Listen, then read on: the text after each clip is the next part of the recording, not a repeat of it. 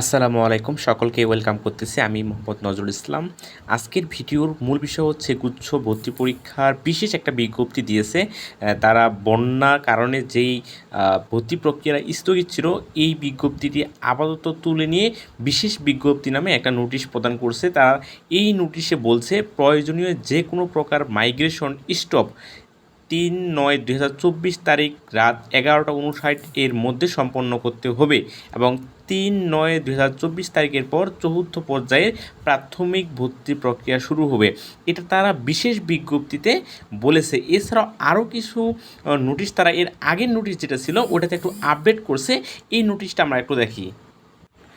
এরপরে আসলে বলছে যে চতুর্থ পর্যায়ে প্রাথমিক ভর্তি সম্পন্ন করার পর চূড়ান্ত ভর্তির ব্যবস্থা নেওয়া হবে। চূড়ান্ত ভর্তি ও ক্লাস শুরু বিষয়ে স্ব বিশ্ববিদ্যালয় সিদ্ধান্ত গ্রহণ করবে। উল্লেখ্য, দেশের জিএসটি গুচ্ছভুক্ত অধিকাংশ বিশ্ববিদ্যালয় এখন প্রশাসন শূন্য হওয়ায় ও দেশের বন্যা ভয়াবহ পরিস্থিতির কারণে ভর্তিকৃত শিক্ষার্থীদের চূড়ান্ত ভর্তি ও ক্লাস শুরুর তারিখ সংক্রান্ত সিদ্ধান্ত নিতে বিলম্ব হচ্ছে।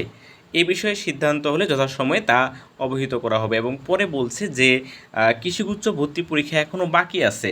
সো ওই কৃষিগুচ্ছ ভর্তি পরীক্ষা হওয়ার পর প্রায় ৬,০০০-এর মতো স্টুডেন্ট কিন্তু ওই কৃষিগুচ্ছতে শিফট করবে। এক্ষেত্রে ৬,০০০-এর মতো আসন কিন্তু কৃষিগুচ্ছে বিশ্ববিদ্যালয়সমূহতে ফাঁকা হবে। এক্ষেত্রে তারা কিন্তু এই জায়গায় আবার চলে আসবে।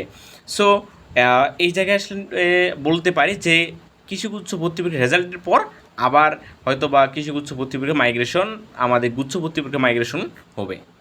মোট কথায় এই মুহূর্তে চূড়ান্ত বিষয় হচ্ছে যে ৩ তারিখ রাত ১২টার মধ্যে কিন্তু আপনার এই যে মাইগ্রেশনের যে বিষয়টা এটা সম্পন্ন করতে হবে। এরপরে কিন্তু এটা কোনোভাবে আসলে আর কার্যকর হবে না।